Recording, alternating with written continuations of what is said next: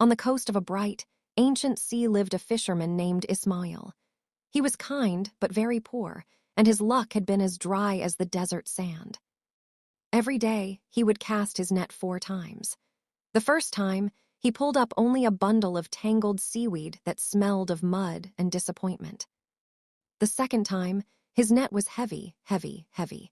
But when he hauled it in, it held only a large sack of sharp stones and bits of broken pottery.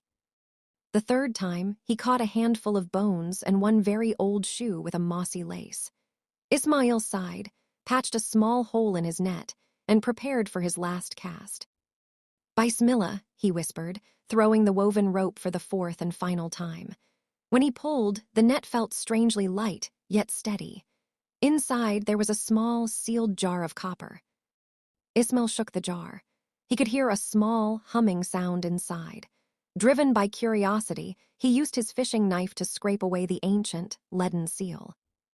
With a hiss and a plume, thick black smoke began to pour out of the jar. The smoke rose high into the sky, twisting and turning, until it took the shape of a truly enormous, magnificent Jinn. Jinn Rayan stretched his great arms and boomed, "Finally, I have been trapped for 1,000 years, and now, for the first act of my freedom, I shall grant you 3 wishes." Ismail, though terrified, answered calmly, "3 wishes? No, great Rayan. I have learned that the greatest gifts are earned through work. I only wish for one thing, a simple, safe harbor for my little boat." Rayan smiled. "Your kindness and honesty are better than any wish, noble fisherman." He snapped his fingers, and a small, sturdy dock appeared. Ismail thanked him, and they both went back to their honest lives, one with a full net, the other with a free spirit.